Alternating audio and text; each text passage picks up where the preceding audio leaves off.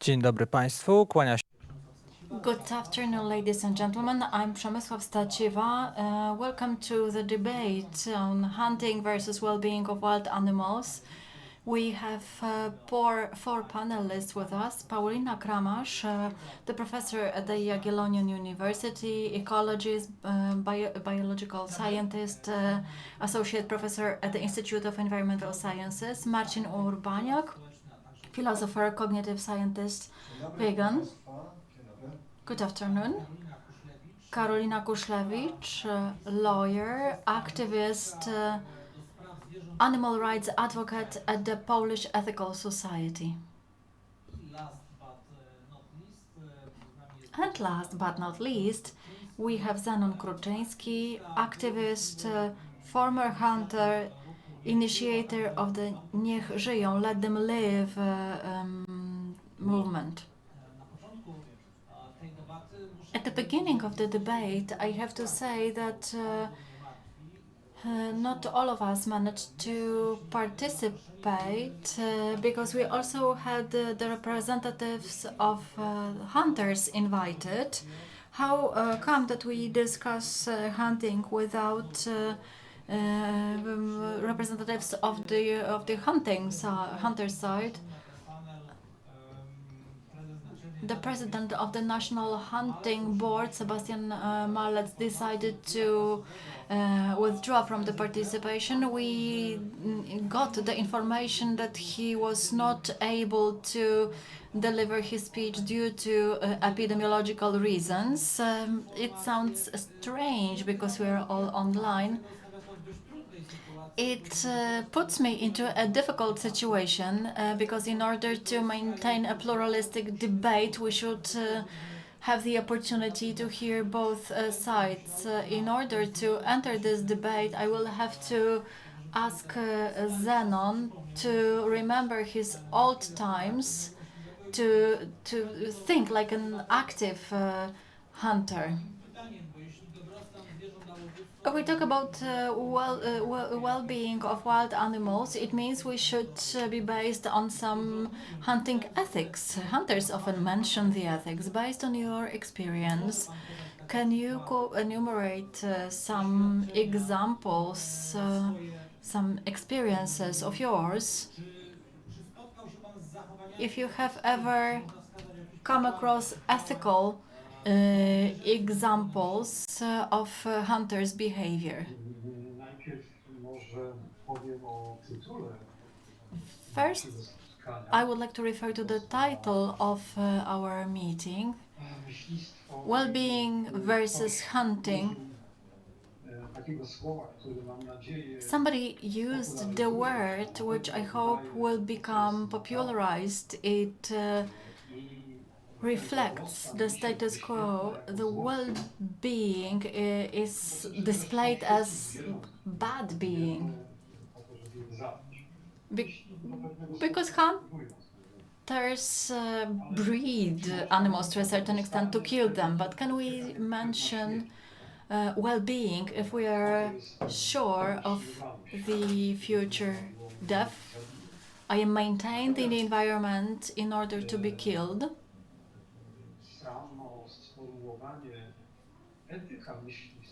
The term hunters or hunting ethics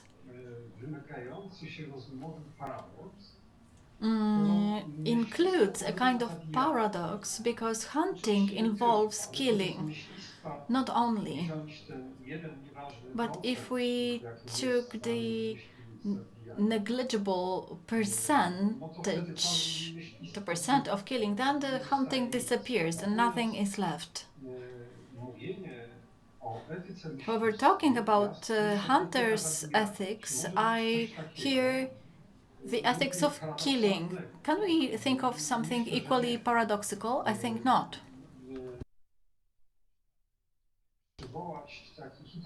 We could enumerate a hypothetical example. Because we do not have a hunter with us, I would be the devil's advocate in order to facilitate your role, because I know this part, decide from scratch. In the hunter's ethics, in the ethics, in the hunter's code, the hunter should immediately shoot the animal, the wounded animal to death. We can see the animal which is raising the head, and the animal should be killed immediately into the neck or behind the ear. If the animal is lying and if the animal is escaping, you shoot wherever you can. The immediate shooting to death is perceived as the foundation of the hunter's ethics. So please imagine that you are in the forest picking berries, and at a certain distance you can see a wounded roe deer, and you can see a man approaching. And you can think, you can see his mind. The man thinks, I can behave in an ethical way, I have a gun, and I will shoot the roe deer.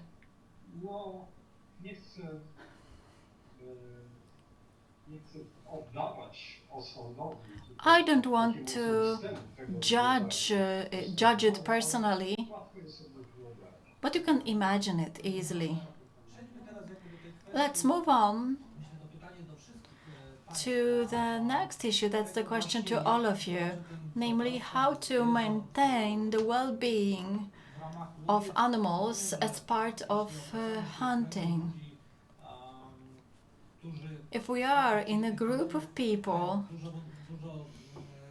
who have lots of doubts and lots of comments on hunters' behaviors, talking with different activists, I can see that there are two different streams of mindset. Some say that hunting cannot be eliminated, it could be harmful, but it should be reformed so that it contributes to the well-being of animals. The other stream says that we could give up hunting. I would like to learn your opinion. Paulina, over to you. Więc ja uważam, no, żyjąc w takich czasach, no, które ja osobiście lubię nazywać katastrofą klimatyczno-ekologiczną. We live in the times which we could call the ecological and climate disaster. It is related to mass dying of animals. So we should not talk about the rebirth of wild animals if the population of wild vertebrates was diminished by 50%. This is these data are dramatic, and it also applies to Poland. We can hear that hunting is indispensable to regulate the population, that some species are too numerous, and that is why hunting is indispensable. Looking at it, we have to remember the population numbers. Wolves are carnivorous animals, and there are still questions whether their population should be reduced. We could also refer to roe deers, to deers, or other ungulates. However, when we talk about breeding animals, the population is varying because of ASF. We have around 50 million pigs, 5 million of cattle, and hundreds of millions of poultry. So the disproportion between the numbers of breeding animals and wild animals is striking. The population of vertebrates is diminishing, not because the number of hunting is has been reduced, but because we experience climate change. The mean temperatures in Poland, as compared to the previous periods, increased by 2 degrees. Even if people live shorter than I do, we can see that our winters bring no snow. Consequently, the animals which eat plants have access to the food all year around. Consequently, they give birth to more tak duże, jakbyśmy babies. chcieli, a poza tym, jeżeli byśmy zaczęli mówić o dobrostanie If we were zwierząt, to talk about to ta regulacja też the powinna well-being być of robiona też animals, naturalny, czyli po prostu powinniśmy the population should be patrzeć, regulated in a schować natural populację way. przed We matką. should look after the population of such predators as the wolves. Because on the one hand, the hunters say we should regulate the number of populations of herbivores, or on the other way, we should shoot wolves. The well-being of animals, from the point of view of what we call hunting economy, is related to the term of environmental capacity. It means that the particular number of animals can live in a certain environmental area. They manipulate the environmental capacity notion. They feed animals, and since they provide corn, carrot, or potatoes, which are vegetables of high calorific value, consequently, it will contribute to an increase in the number of population because the food contains more energy and it is more easily available. So this cannot be included in the term of environmental capacity because the animals are fed. Furthermore, this provides a negative effect on farming, on agriculture, because animals get used to different kind of feed. They try to look for food in the fields, so they cause harm, they damage the fields. This results in ongoing discussions about how to pay compensation or damages. We hear over and over again different opinions on the hunting reforms in Poland, together with Michał Szmichowski and Rafał Kowalczyk and Robert Mysłajko and Przemysław Chylarski and other people. We wrote a paper devoted to the fact that the economy, that hunting in Poland is managed in the wrong way and it does not fulfill its role. The extinction of different species is dramatic, so I suppose we should stop hunting, considering such small populations of wild vertebrates. It is the only right thing. We have plenty of meat from breeding animals.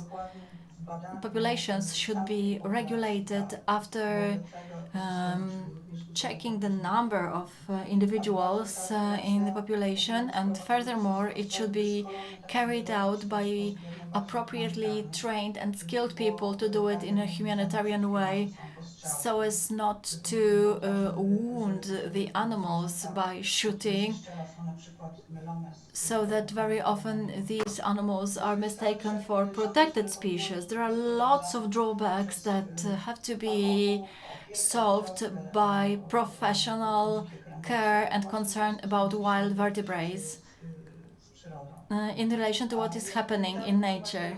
If we keep on mentioning hunting, it suggests that we still have some animals that we can shoot at, and nature is in a dramatic condition. So it's not quite a uniform answer. However, you think that the hunting should be really ended. We need a deep reform to change the situation. The group hunting. There is a hunting route near Arłamów, where there are the shooting towers. 30 towers just along the 20 kilometers. So yeah, we should regulate. People are saying that they are regulating the population, but unfortunately, it's just finishing animals off. So now I'd like to give the floor to Marcin. I would like to refer to some issues concerning the well-being or liquidation or reform the current model of hunting management. I'm an ethicist, I'm involved in the well-being of animals, and I wanted to say that the current model does not deliver the well-being in an ethical context. And the current hunting model, when we are looking at the studies concerning the feelings of the animals, the perception related capacity, now the cognitive model is not really followed by the code of the hunting ethics and the practice of taking care of the biosphere and biodiversity and the well-being. We have known for many years that the well-being is not only related with the physiological condition of the wild animals. We should also address the feelings and experience, mental experience of the animals to reflect the entire well-being. So we have to consider the stress-bearing stimuli. We have to include the suffering, pain, agony. So any hunting practices that provide such extreme experience, it's completely against the well-being. The current model of hunting is unable to ensure the well-being. The code of the hunting ethics actually lacks the notion of well-being. Several times it is environmental protection or care for the nature is mentioned. But the protection, the care for the nature is delivered via killing, via suffering. As Zenon was saying, this is an oxymoron. This is the ethics of killing and death. So this is a contradiction. It is also a kind of emphasizing. This is the jargon of hunters. In fact, they are multiplying the suffering of the animals. So you were asking us about the reform, or rather liquidation. Well, I would go for a good reform, solid reform that will end in liquidation, because the structure should be really reformed in a very detailed way. We have to address the approach of the scientists who are involved in the research of well-being of wild animals. Professor Kramasz has mentioned that there are the latest reports delivered by the governmental teams concerning changes in the natural environment.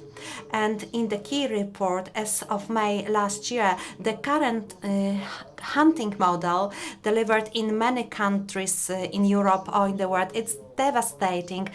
It does not provide care for biological diversity. So we need a good, sound reform that would lead to a liquidation of hunting. And we also have to look at the balance, sustainability. this is also important. We have some positive European models where veterinarians, foresters, experts specializing in these aspects, they are able to eliminate ill animals without affecting the well-being of wild animals. So good reform means liquidation of hunting. Carolina, it's great to see you again. I've been asking about the future of hunting and the issues of well-being of wild animals. So I'm asking whether the hunting should be reformed to increase the well-being of animals, as some people say, or we should just withdraw the hunting. Many activists support this approach. Good afternoon, ladies and gentlemen. Now you can hear me. I'm very happy that you can hear me. I'm very sorry about the technical problems. I would like to start by saying that talking about hunting and well-being is not right. This is an intellectual challenge, at least intellectual challenge, because simply you cannot use these two terms. The well-being of animals, I will be looking at the legal aspects connected with this subject. I will try to avoid the jargon. So the well-being of animals is defined at the European Union level. Of course, it's for the farming, animal farming. But I would like to address some definitions. So it is defined as making sure, respecting, fulfilling needs of animals. But when we are perceiving the animal, we should perceive the animal on the individualized basis. We should look at it as a living creature. Here we are looking at the vertebrates that lead the life that is for the specific species, but they undergo undergo emotions, they have mutual relations. So when we are looking at the well-being in the legal context, it also includes the freedom of animals, freedom from pain, from suffering, but also in this mental, at this mental level.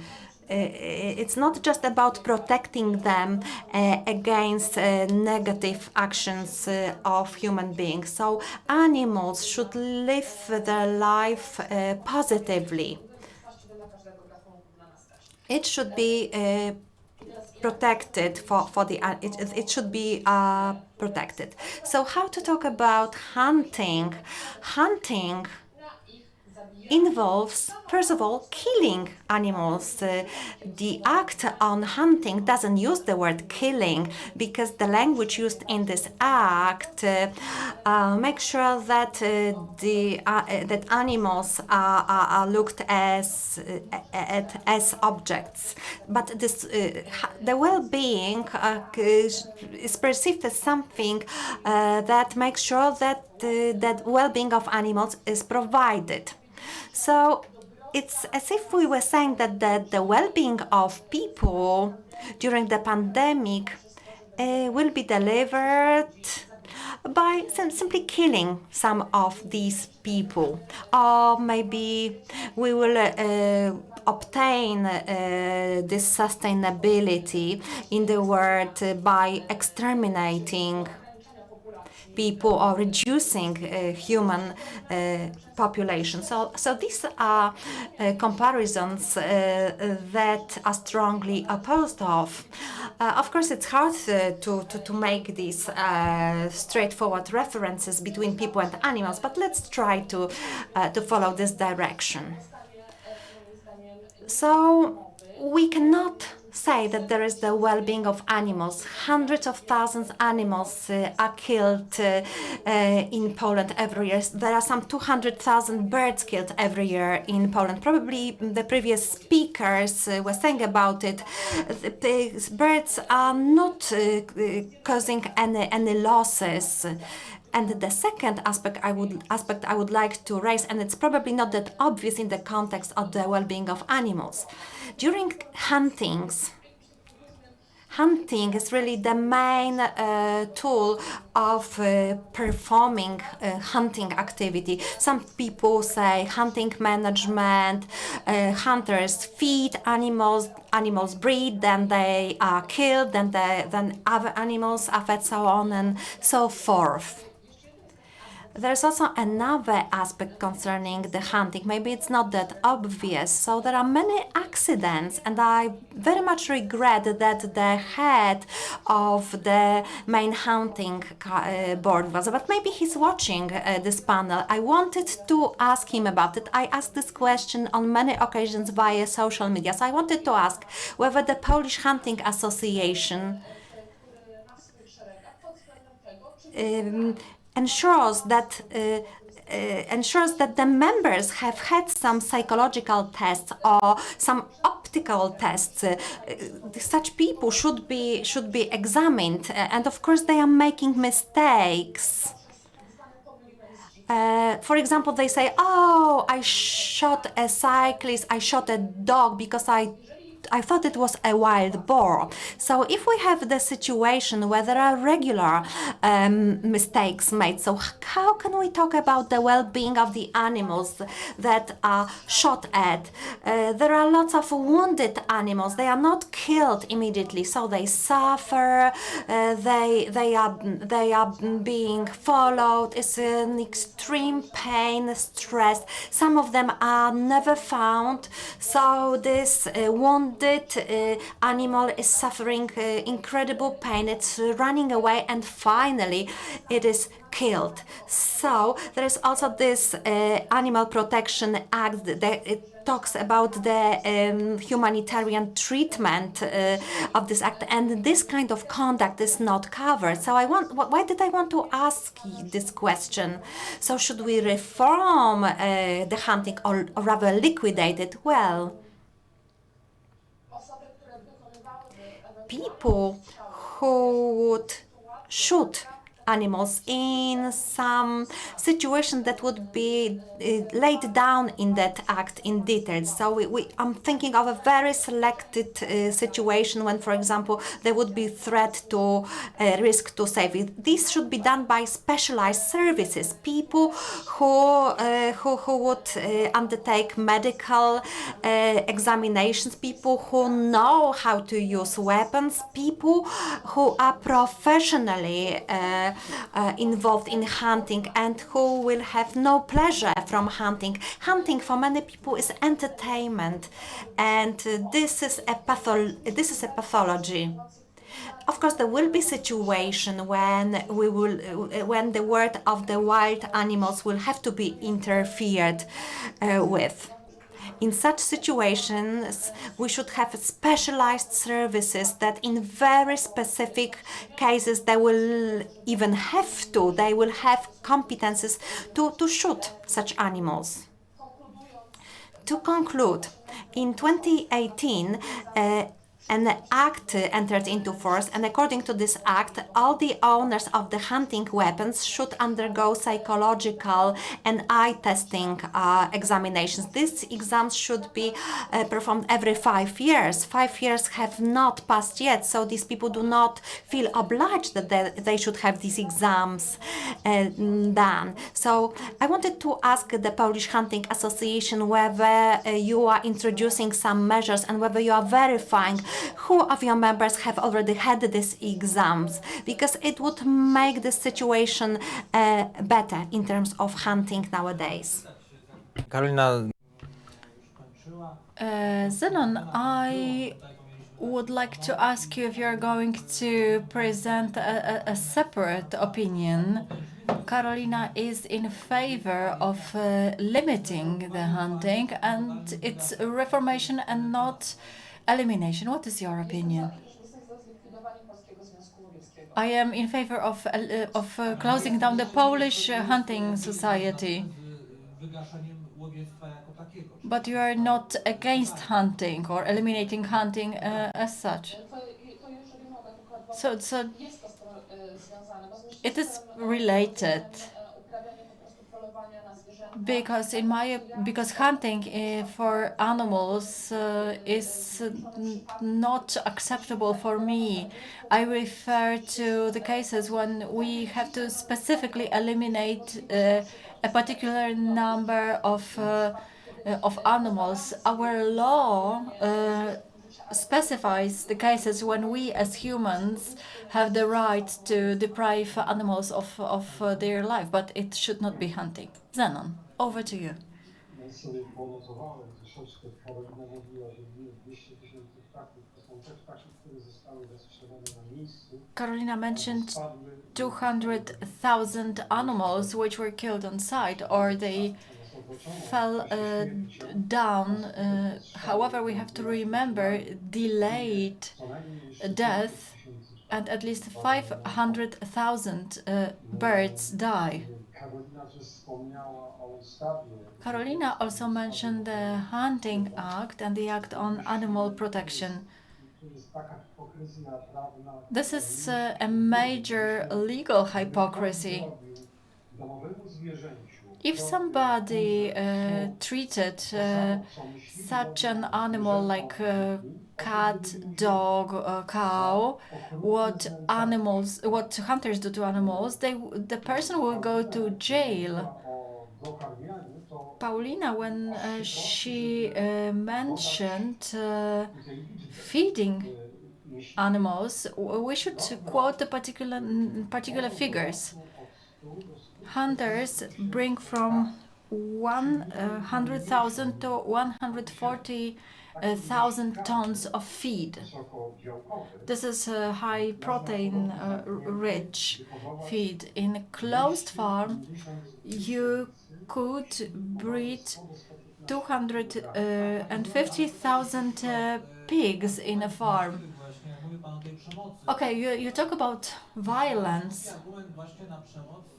The hunter's argument which is given is that in a slaughterhouse you have more cruelty than in the forest, so hunting is more ethical because the animals do not suffer so much as in a slaughterhouse.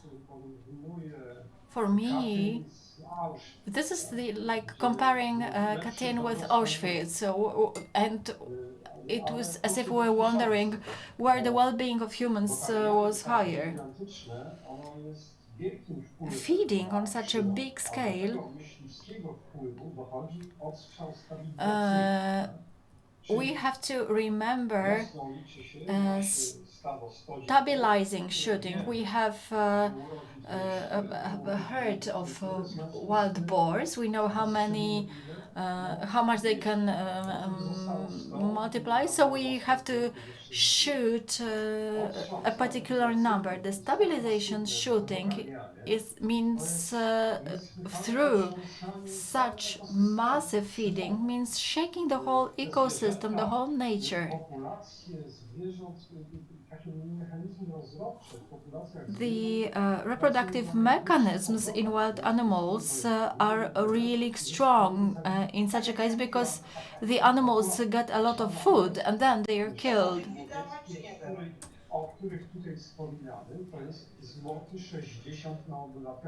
What we refer here is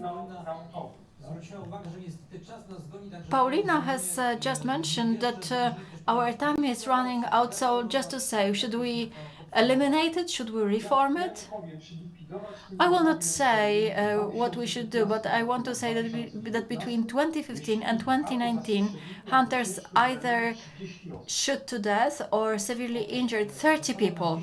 We have 10 minutes left, so it's time to wrap up. And I would like to ask you to stick to the time and give your final comment. You follow the topic of hunting, so I would like to ask you about the future. Can you perceive any global European trends in the law? What direction is it going to follow? What direction is it going to take in Poland? I would also like to know about some global trends.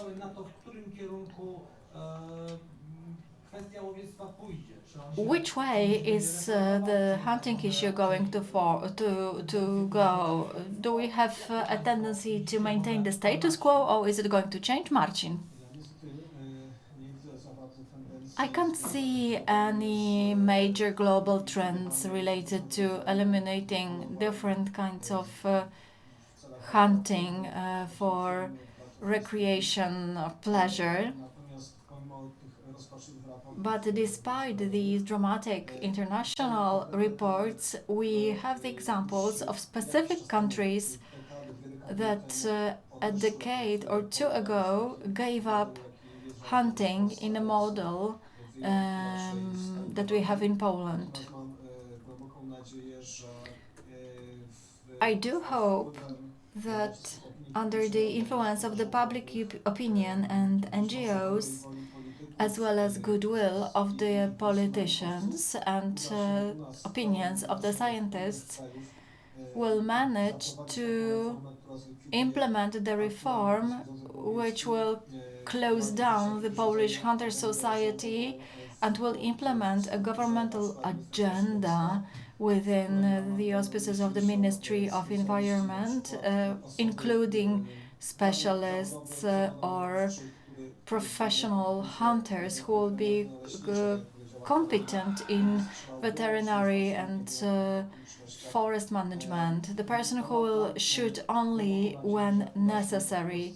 I do hope it will be feasible in Poland, but I don't know when. However, I would like to see it sooner than later. Paulina. No więc ja w prawnych rzeczach nie siedzę, a to pewnie Karolina coś więcej powie. I'm not a specialist in legal issues.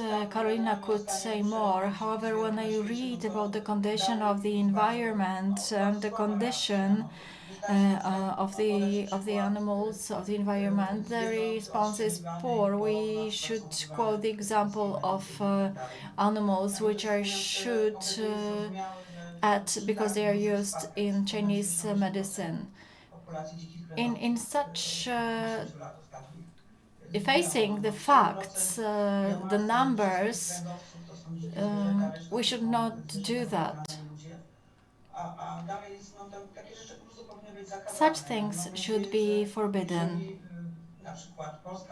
I do hope that if Poland could be like the harbinger of good change, we should. If we keep on using the words hunters, hunting, it suggests that we still do have some animals to shoot at. If we had if we want our future generations to enjoy roe deer, and boars, then we should implement these laws very quickly. I agree with Marcin, I agree with Karolina that animals should be eliminated if necessary by specialists, by special services, by people who know how to do it in the most humanitarian way possible. But then we need to be 100% sure that this is indispensable.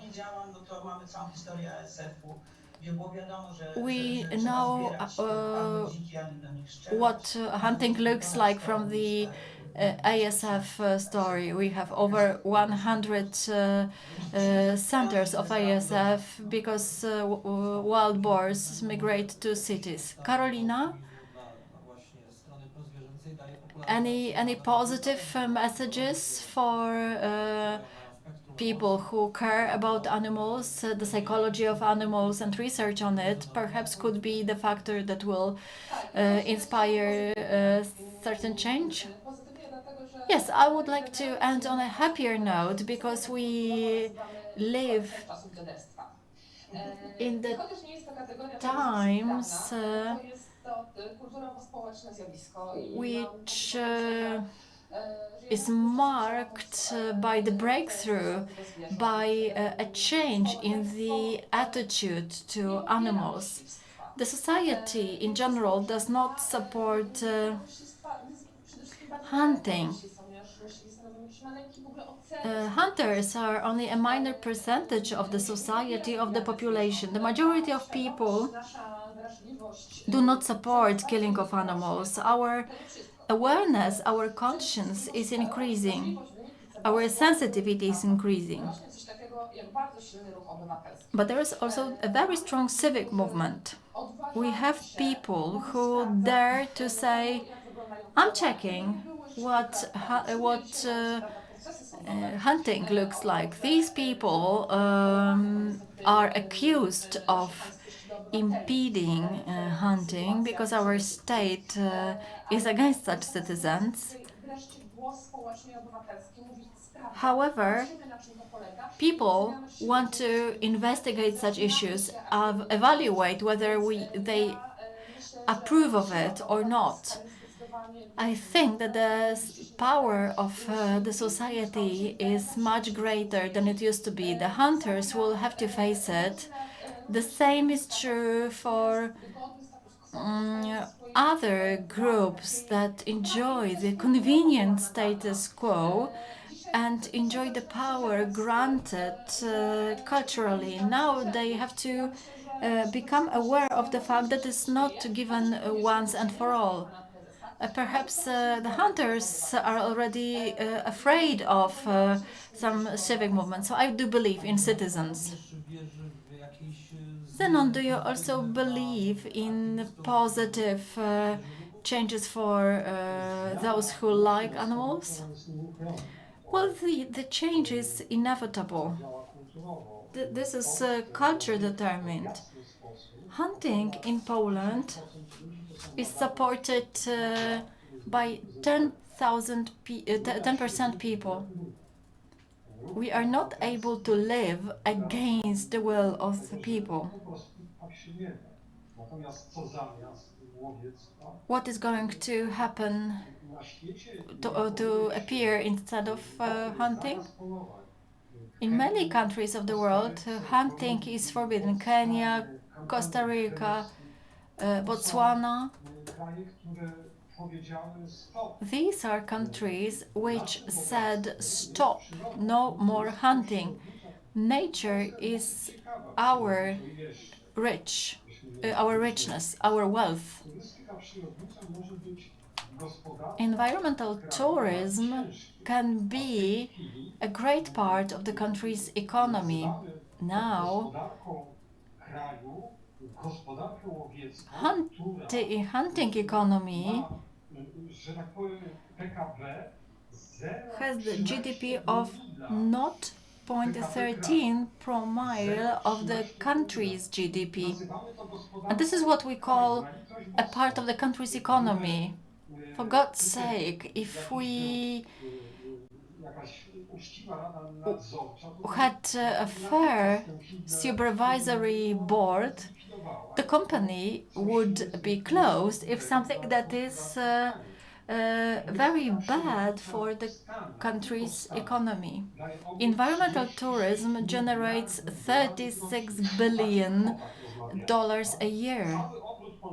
And the whole turnover of the Polish hunting society is around 300 million zlotys. Thousands of companies have greater turnover.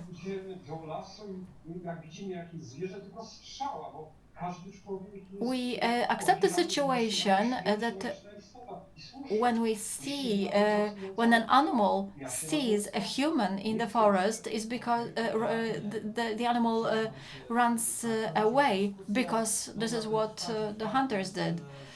Unfortunately, our time is up, but I know we could talk for hours. Thank you very much for the participation. This is the fourth Freedom Games in which I participate, and every time the panel devoted to animals is an important part. We had Adam Wajrek, Dariusz Gzyra, Jaś Kapela, MPs from Civic Coalition, and year after year I always wish that we could meet again and have a similar topic to discuss next year. And this is what I wish for next year. I do hope that perhaps we could meet again next year. Dziękujemy. Thank you very much. Goodbye. Do zobaczenia. Do zobaczenia.